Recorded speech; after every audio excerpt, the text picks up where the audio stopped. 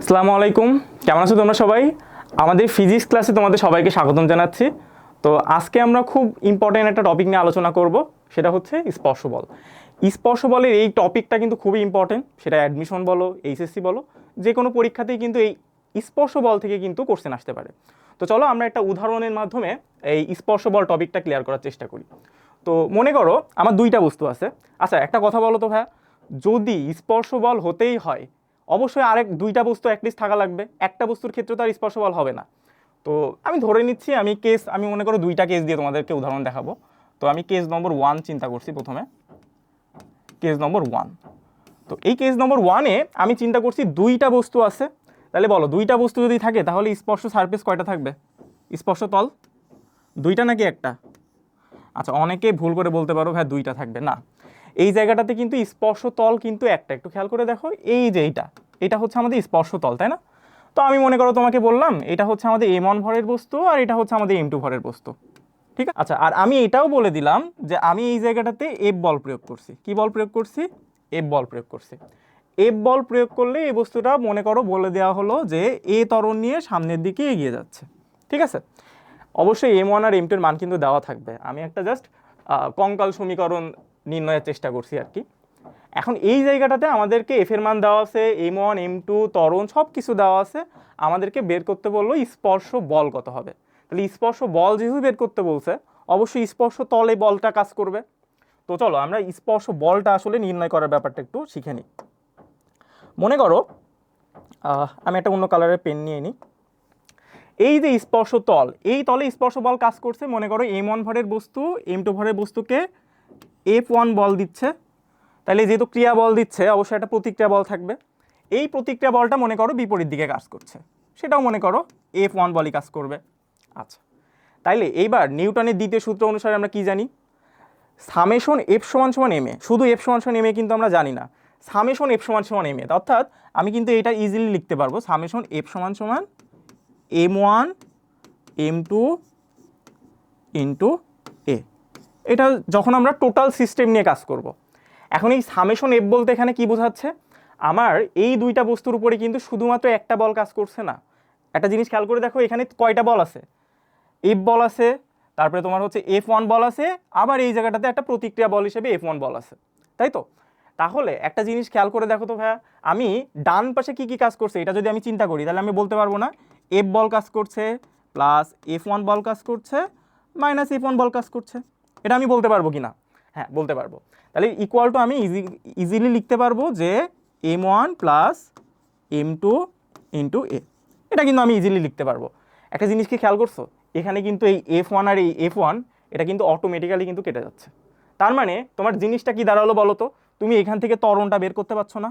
ত্বরণ কিন্তু তুমি ইজিলি লিখতে পারো। ত্বরণটা আমি একটু এই সাইডে লিখি, তাহলে বুঝতে পারবা। মনে করো তুমি ত্বরণটা কি পাচ্ছ, দেখো তো ভাইয়া, F ভাগ m1 প্লাস m2,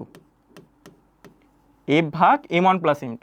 এখন তোমাকে বের করতে বললো এই F1 এর মানটা কত হবে, এটা তোমাকে বের করতে বললো। কি চিন্তা করতে পারবে বলো তো? যখন তোমার F1 বলটা বের করতে বলবে, এই বাম পাশে আমরা কিন্তু চিন্তা করবো না, এই পাশ মনে করো বাদ। তাহলে F1 সমান সমান আমরা কি লিখতে পারবো? m2 ইন্টু এ। তো চলো সেটা আমরা লিখে দিই। F1 সমান সমান আমাদের হবে হচ্ছে m2 ইন্টু এ। এখন এই এ এর মানটাই কিন্তু আমরা একটু আগে বের করলাম, এই যে এখানে আমরা এর মানটা কিন্তু বের করছি। তো চলো আমরা এখানে বসিয়ে দিই, তাহলে হয়ে যাবে। তাহলে আমরা এখানে কি লিখতে পারি বলো? m2 ইন্টু এর মান কত ছিল? f ভাগ m1 প্লাস m2। দেখছো আমাদের কিন্তু এই স্পর্শ বল কত হবে এটা কিন্তু আমরা ইজিলি বের করতে পারলাম। তাহলে এভাবে কিন্তু তুমি দুইটা বস্তুর ক্ষেত্রে আমি দেখালাম। এখন দুইটা কেন, তুমি যদি তিনটা চারটা যে কয়টা বস্তুর ক্ষেত্রে যদি তুমি চিন্তা করতে চাও করতে পারো, এটা নিয়ে কিন্তু কোনো সমস্যা নেই। তো চলো আমরা একটা কাজ করি, আমরা তিনটা বস্তুর ক্ষেত্রে স্পর্শ বল কীভাবে কাজ করে সেটাও চলো দেখে ফেলি। তাহলে এই রিলেটেড আসলে আমাদের টপিক থেকে যেই কোশ্চেনই আসুক না কেন তুমি ইজিলি সলভ করতে পারবা। আচ্ছা, তো চলো আমরা যদি তিনটা বস্তু নিয়ে চিন্তা করি তাহলে কি হবে সেটা একটু দেখা যাক। তো তিনটা বস্তু নিয়ে চিন্তা করলে কি হবে বলো? এখানে একটা এক্সট্রা করে কি আসবে? এখানে এক্সট্রা করে আমাদের আর একটা বস্তু আসবে, তাছাড়া তো আর কিছুই না, ঠিক আছে? তাহলে আমি এইগুলো মুছে দিই। আমার এই জায়গাটাতে এক্সট্রা করে আর একটা বস্তু আসবে। আমার এই ত্বরণটাও আমি মুছে দিলাম। এটা মনে করো আমাদের কেস 2, এটা হচ্ছে আমাদের কেস 2। আচ্ছা আচ্ছা, তো কেস 2তে আমি বললাম যে এখানে আমাদের আরেকটা বস্তু আসবে। আরেকটা বস্তু আসা মানে কি? আরেকটা স্পর্শ তল সৃষ্টি হবে। আর আরেকটা স্পর্শতল সৃষ্টি হওয়া মানে কিন্তু আমাদের স্পর্শ বল কিন্তু এখন একটা থাকবে না, আর একটা এক্সট্রা থাকবে, তাই না? তো আমি ধরলাম যে আমাদের আরেকটা বস্তু আসছে এখানে, এই আরেকটা বস্তুটা হচ্ছে মনে করো আমি ধরলাম M3, ঠিক আছে?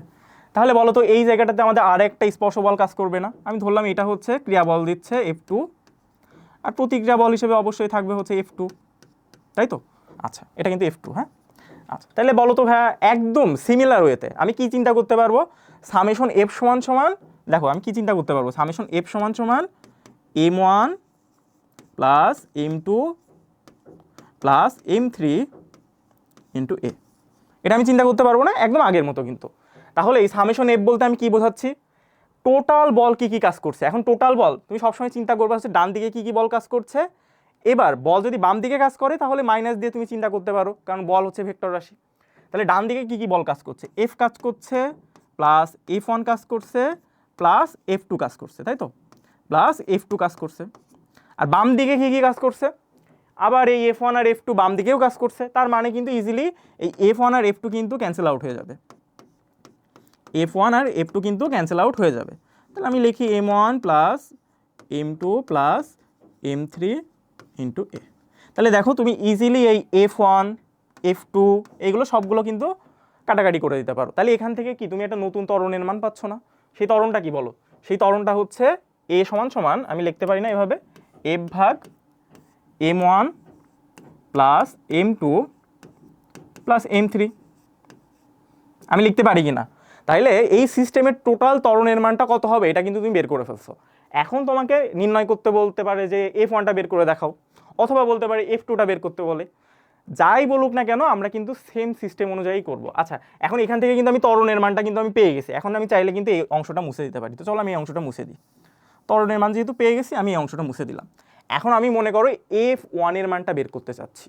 তাহলে বলো F1 নিয়ে যখন আমি চিন্তা করব, মনে করো আমি F1টা বের করতে চাচ্ছি, আমি কিন্তু আর এই দিকে তাকাবো না। আমি কোন দিকে তাকাবো? আমি এই পোর্শন নিয়ে চিন্তা করব। তাহলে F1 সমান সমান আমি কি লিখতে পারি বলো তো ভাইয়া? M2 প্লাস M3 ইন্টু এ। এখন তুমি প্রশ্ন করতে পারো ভাই এই F2 কোথায় যাবে? একটা জিনিস খেয়াল করে দেখছো, এটা দুইটা কি ক্যান্সেল আউট হয়ে যাবে না? ডান দিকে কাজ করছে F2, আবার বাম দিকেও কাজ করছে F2, ক্যান্সেল আউট হবে কি না? তাহলে শুধু একবারে আমি F1 সমান সমান M2 প্লাস M3 ইন্টু এ লিখতে পারি। চলো আমরা সেটাই কাজ করি। তাহলে আমরা লিখি হচ্ছে M2 প্লাস M3 ইন্টু এ, এটা আমরা লিখতে পারি কিন্তু, ঠিক আছে? তাহলে এই যে এ এর মানটা তুমি আগেই বের করে রাখছো, এ এর মানটা এখানে বসাইলে হয়ে যাবে, খুব সিম্পল। তো চলো আমি বসাই দিই। তাহলে আমি যদি বসাই M1 প্লাস M3, সরি এখানে M1 না, এটা হচ্ছে M2, তাই না? কারণ এই পাশে কাজ করছে যেহেতু। আর এ এর মানটা আমরা পাইছি হচ্ছে F ভাগ M1 plus M2 plus M3, ঠিক আছে? তাহলে দেখছো কি সহজে তুমি এই F1 এর মানটা বের করে ফেলতে পারলে। এখন এটা তো দুইটা সিস্টেমে আসতে পারে। যদি রিটেনে আসে তাহলে তোমাকে এভাবে সাজিয়ে লিখতে হবে। এমসিকিউতে আসলে কি করবা? এমসিকিউতে আসলে কি তুমি এত সময় নিয়ে এই জিনিসটা চিন্তা করবা? এত সময় নিয়ে কিন্তু চিন্তা করার আমাদের কোনো সময় আসলে নাই, তাই না? তুমি দেখছো আসলে যে কোনো এমসিকিউ কোশ্চেন সলভ করার জন্য তুমি অ্যাডমিশনে একটু কম টাইম পাও। হ্যাঁ, এইচএসসিতে দেখা যাচ্ছে 1 মিনিট টাইম পাও, ধরলাম আর কি। কিন্তু অ্যাডমিশনে কিন্তু তোমাকে 30 সেকেন্ডের মধ্যে এই টাইপের কোশ্চেন কিন্তু তোমাকে সলভ করতে হবে। একটা জিনিসকে খেয়াল করছো, প্রত্যেকটা জিনিসেরই সেম জিনিস না। দেখো তুমি যখন আসলে এ এর মান চিন্তা করো, এ এর মানটা তুমি টোটাল সিস্টেম অনুযায়ী যেহেতু কাজ করছে F ভাগ M1 plus M2 plus M3 তুমি একবারে লিখে দিতে পারবা না। যদি এখানে 10টা বুঝতে থাকতো আমি এখানে M4 M5 M6 এভাবে 10টা করে দিতাম, করতে পারতাম কি না? আচ্ছা, এবার আমাকে মনে করো বললো যে হচ্ছে F1 বের করতে, তাইলে তুমি কি করবে? এই পাশে বাদ দিয়ে তুমি ডিরেক্ট M2 প্লাস M3 আর ওই এ এর মান যেটা পাচ্ছ এটা বসিয়ে দিলে হয়ে যাবে। তাহলে তুমি এমসিকিউতে যত তুমি ফাস্ট চিন্তা করতে পারো তুমি কিন্তু এগিয়ে থাকবা। তো এই টাইপের কোশ্চেন আসলে কিন্তু তুমি সলভ করতে পারো। অনেকে চিন্তা করতে পারো ভাই F1 বের করলাম, F2 কি বের করতে পারবো না? F2 বের করা কিন্তু আরও ইজি। F2 সমান সমান কি? এদিকে আর তাকাবো না কিন্তু। তাহলে F2 সমান সমান কি? M3 ইন্টু এ। F2 সমান সমান কি বলো? F2 সমান সমান M3 ইন্টু এ, তাই তো? তাহলে M3 তুমি হচ্ছে M3 মান তো জানোই, আর এর মান তো তুমি অলরেডি বের করে ফেলছো। এই যে এর মান এটা বসাই দাও, তাহলে তোমার হচ্ছে এই F2 এর মানটা ইজিলি তুমি পেয়ে যাবে, খুব সিম্পল।